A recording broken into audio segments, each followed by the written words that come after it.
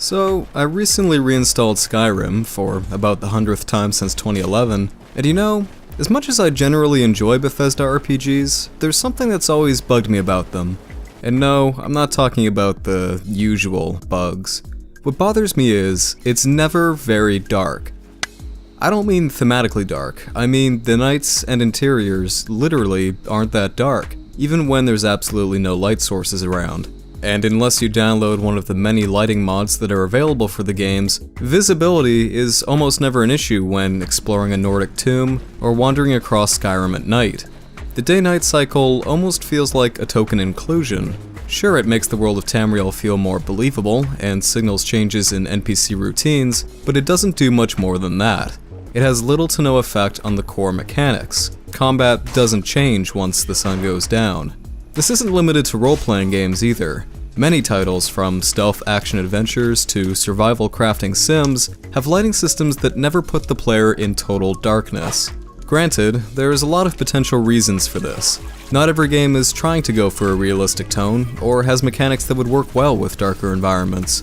But it got me wondering, what if darkness in a game like Skyrim did make a difference? What if it made items like torches actually matter, or change the behavior of certain creatures? So I thought I would take this opportunity to explore 3 potential ways darkness can manifest itself in a game's mechanics, and showcase some games that use light and darkness in compelling ways. To start, darkness can be used to shake up established gameplay.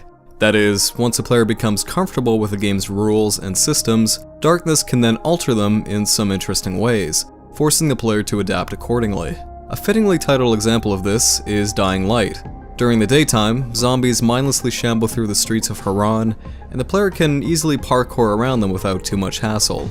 But that all changes under the cover of night. The sparse lighting doesn't just make the world more challenging to traverse, but affects mechanics as well. At night, the infected become far more active and dangerous, and the most deadly enemies of all, volatiles, descend onto the city.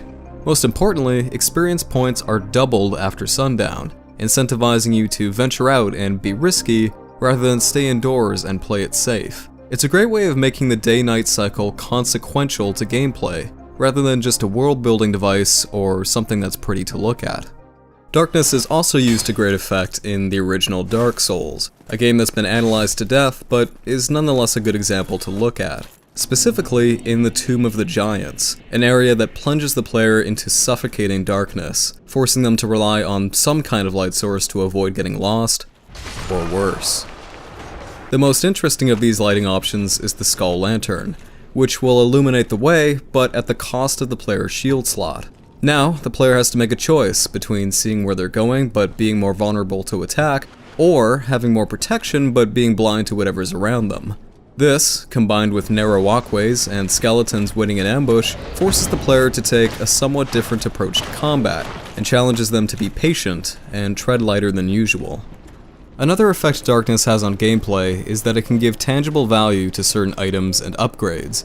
Think back to Skyrim, where, from a mechanical standpoint, there's almost no practical reason to use the torch. It's easy to see in the dark without it, and it takes up precious space in one of your hands, meaning you have to constantly put it away and bring it out again whenever you need to use something else. Compare this to a game like Darkwood, where having a torch or flashlight on hand is crucial to your survival.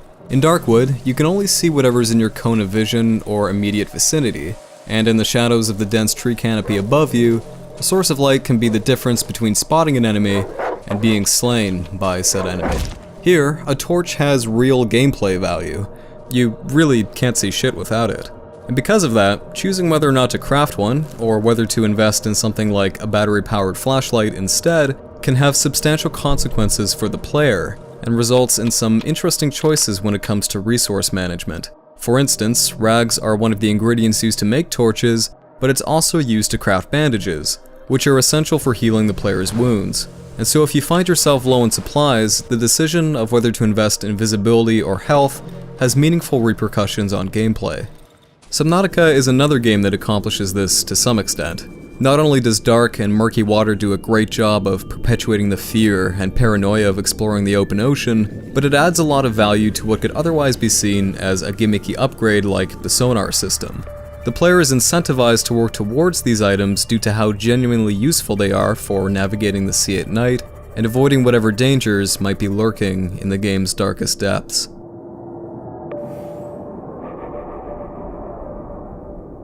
The original Thief games take an opposite approach, by making darkness your friend rather than your foe, and by giving you tools that help you combat light and keep you cloaked in shadow.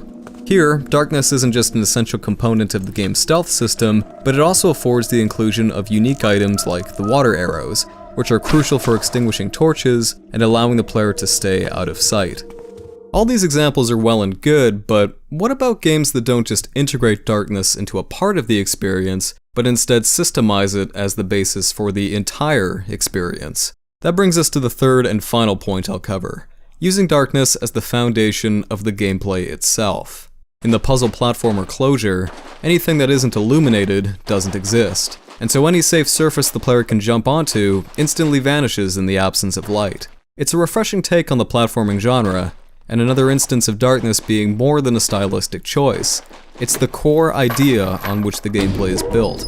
But perhaps one of the best known examples of darkness dominating a game's mechanics is in Amnesia: The Dark Descent, a survival horror classic that forces the player to carefully balance their exposure to both light and shadow, which is a constant source of tension throughout most of the experience.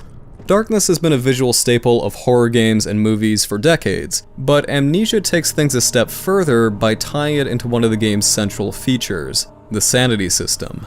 Daniel, the character whom you control, just so happens to have nyctophobia, a crippling fear of the dark, and if you remain in it for too long, his mind will gradually begin to unravel, leaving him vulnerable not only to nearby monsters, but to a number of unpleasant hallucinations. On the other hand, growing too attached to the light will make you much easier prey for those same beasties, as well as use up precious oil for your lantern. So much of the suspense in Amnesia comes not just from the game's outstanding presentation, but from this careful interplay between light and lack thereof. This video is by no means exhaustive, but I wanted to make it because I think darkness tends to get underused in game design. I know I picked on Bethesda games for this earlier, but I think a lot of games could benefit from being more creative in the way they implement features like day and night cycles, or dynamic lighting in general. And look, I'm not saying that something like Duck Game would be better if it became pitch black every other match. It all depends on the game and on the developer's intentions. If you're making a competitive class-based shooter, where visual cues and character silhouettes need to be as prominent as possible, then of course, putting your players in complete darkness doesn't make any sense. But if you're designing an open-world RPG, or a survival sandbox where the environments are harsh and basic survival is a challenge, then darker nights would probably be a good fit. An argument I've heard against realistic darkness is that it's not fun to wander around aimlessly or keep running into walls because you can't see your character's hands in front of their face. And that's a fair point. Darkness can be a total pain if it isn't implemented well. But as long as the game is balanced around it and gives the player adequate tools with which to deal with it, it could go a long way towards enhancing not just the mood, but the gameplay as well. It should go without saying, but games are unique from other visual mediums like film, and while they often share a lot of similarities when it comes to things like lighting, what sets them apart is how that lighting can be turned into an engaging part of the mechanics. So, dear developers, see if turning off the lights is right for your game, and if it is, then don't be afraid to come to the dark side.